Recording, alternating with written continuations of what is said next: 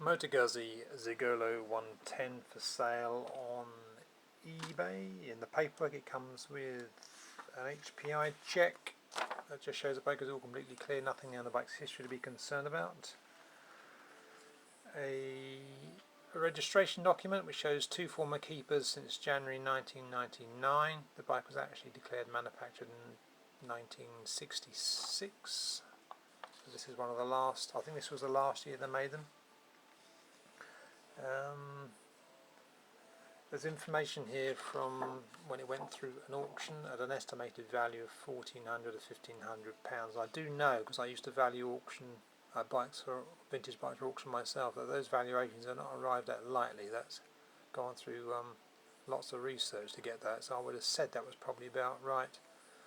And that was done in 2011, so whether they've gone up or down since then, who knows, possibly up a little bit.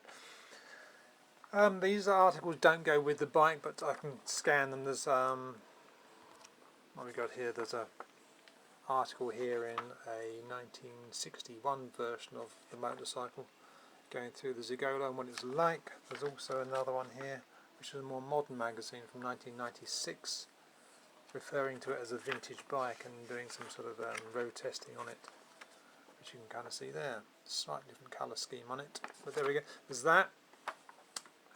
That also doesn't go with the bike, that. But just looking around the bike, there's there's one other thing that doesn't go with the bike which you can buy if you want. I don't have it, but I know where there is one. There's an original sales brochure for one of these, which is £35. It's a single sheet of A4 with text on both sides describing what the bike is like. So just looking around the bike, the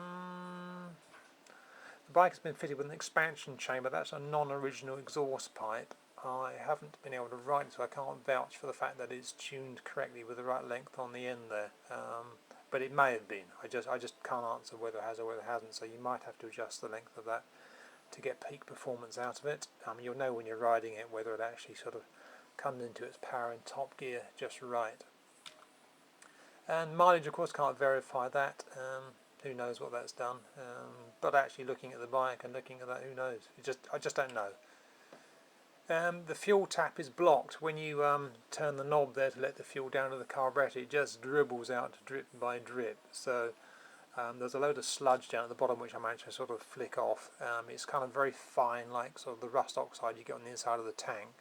So you need to clean that out. It's an easiest job. Surprisingly, although the fuel in the tank smells very old, it does actually run on it.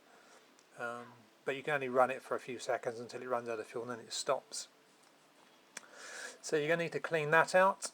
A friend of mine rode this bike about 18 months ago. As far as he was aware, it was fine at that point. So nothing's happened to the bike since then. It's just been in storage. But when you look in detail on the bike, it looks in really nice order. You know, it's not worn out. It's not kind of chipped. It's not rusty. So it's really nice. Anyway, if you've got any questions, do ask. I'll tell you what I know about it.